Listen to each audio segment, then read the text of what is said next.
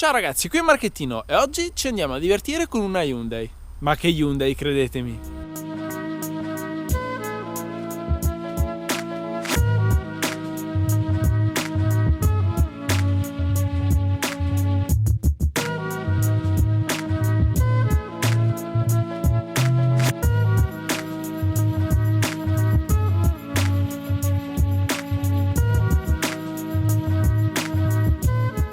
Beh ragazzi, a quanto pare entrambe le Coree dispongono di missili, perché se la Corea del Nord di Kim Jong-un possiede missili balistici, la Corea del Sud ha questa, la Hyundai i30N.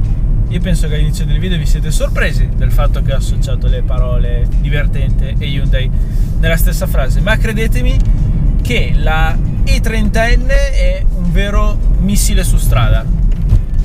Questa macchina la trovo molto interessante perché è il primo prodotto Hyundai che si va a collocare in una fascia sportiva, più precisamente questa macchina come rivali a Seat Leon Cupra R, la Renault Megane RS e così via. E come prime impressioni mi piace. Adesso sto guidando in modalità normal, che è una delle 5 modalità selezionabili, e per essere una macchina che col pacchetto performance viene a costare 37.000 euro con praticamente tutti gli optional già inclusi, devo dire che come prime impressioni non sono niente male. Negli interni, toccando e vedendo anche tutti gli optional presenti, mi dà l'idea di essere una macchina che vale i soldi che Hyundai chiede. Basti ricordare anche che in concessionaria fanno anche degli buoni sconti per questa macchina. Ovviamente l'appassionato che compra una macchina così non lo fa principalmente per il navigatore, i sedili elettrici, ma come dice il nome del pacchetto, per le performance. E infatti cambiamo subito impostazione premendo il bottone sul volante, mettendo sport. Sentite? Beh, la prima differenza viene da dietro, dall'impianto di scarico, perché da questo motore che è un 2000 turbo 4 cilindri possiamo sentire un suono veramente piacevole.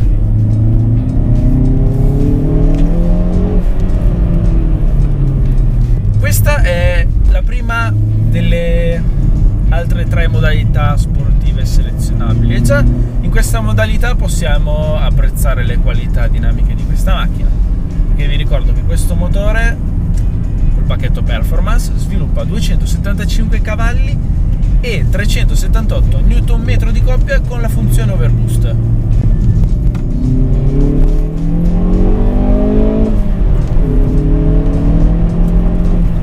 Fondando il piede sull'acceleratore posso vedere anche i LED di cambiata che si illuminano proprio davanti a me, ricordandomi quando è il momento esatto di cambiare marcia. E questo lo faccio con gran piacere perché questa macchina attualmente è disponibile solamente con il cambio manuale.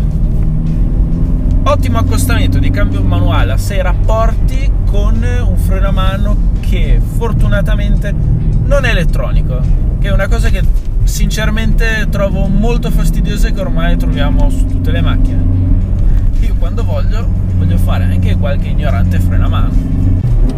Rispetto alla i30 normale, le differenze che possiamo avvertire con il pacchetto performance sono sostanziali, perché qui abbiamo freni maggiorati, cerchi maggiorati da 19, ma secondo me la differenza più importante la troviamo nel modo in cui scarica la potenza, perché con il pacchetto performance abbiamo un differenziale semimeccanico e a guidare una macchina con così tanti cavalli scaricati sulla sala anteriore queste temperature basse invernali la differenza si sente, perché schiacciando il pedale del gas, specialmente in uscita di curva, la macchina offre tanta trazione e il minimo sottosterzo. Adesso direi cambiamo ancora modalità, mettiamo la modalità N.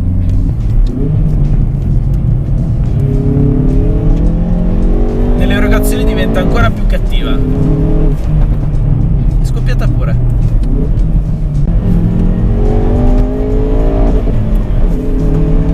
È molto vicino ai 7000 giri, non male, si arriva velocemente in modalità N.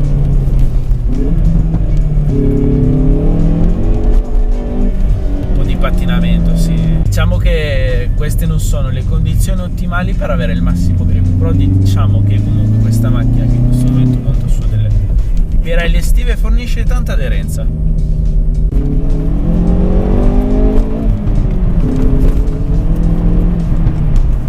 Un'altra differenza che possiamo avvertire in modalità N è quando scaliamo marcia, perché qui l'elettronica fa automaticamente la doppietta, funzione che onestamente a me non fa impazzire. Infatti se mettiamo la modalità custom possiamo personalizzare i tanti parametri disponibili della i30N e fare un settaggio come preferiamo noi, come ad esempio mettere la mappatura del motore in Sport Plus, togliere la doppietta in scalata, mettere le sospensioni in normal. Non è male il fatto che questa macchina permetta di avere così tante funzioni e parametri che si possono personalizzare.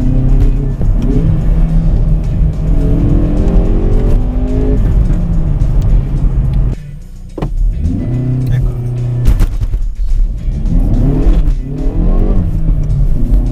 Non è venuto bene però. Ok, prova launch control fallita, però devo dire che l'accelerazione di questo piccolo missile non è niente male. Se avessi fatto il launch control correttamente probabilmente avremmo fatto 0 a 100 in 6 secondi 1.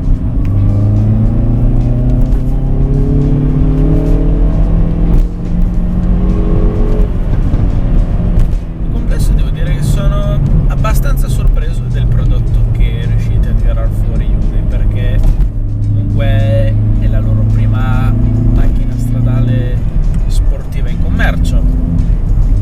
Probabilmente non ne vedremo tante nel nostro paese per il semplice fatto che qui molta gente storce il naso, vede il logo Hyundai e pensa non può essere una macchina buona, preferiscono ripiegare su marchi più tradizionali. Però all'estero questa è una macchina che vende tanto, come ad esempio la Seat Leon Cupra R, tutte macchine che qui in Italia vengono parecchio snobbate, ma secondo me come rapporto qualità prezzo prestazioni sono molto valide, e anche questa Hyundai non è da meno.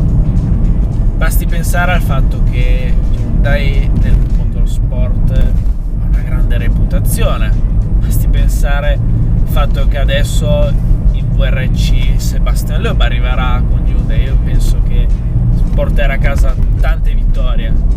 E tutta questa tecnologia che Hyundai ha sviluppato nel motorsport l'ha portata anche qui su questa macchina, motivo in più per apprezzarla e per pensare che dopo tutto tutti questi soldi richiesti sono una cifra più che accettabile. Comunque devo dirlo, questa macchina fa un sound che non è niente male.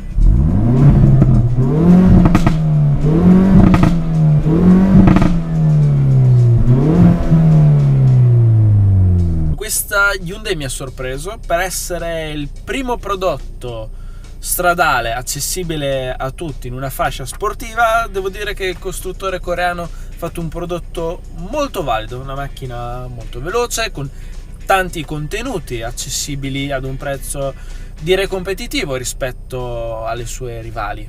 Nel complesso la trovo essere una macchina piuttosto divertente, veloce, ricca di contenuti, con tanta tecnologia, non solo la retrocamera, il navigatore, il lane assist, ma parlo proprio dal punto di vista della guida sportiva. Qui abbiamo delle sospensioni che in base alle impostazioni diventano più morbide, più rigide, abbiamo un buon differenziale, quindi sì, come avete capito, nel complesso per me questa i30N Performance vale i soldi che Hyundai chiede. Io penso che come inizio di Hyundai nel costruire auto sportive stradali non è male, un po' come l'impressione che vedremo altre N nel futuro. Io ringrazio Marco dell'N Performance Club Italia per avermi prestato la sua i30, e ragazzi, se è piaciuto questo video mettete like, iscrivetevi al canale se siete ancora fatto, e come sempre grazie per la visione, ciao!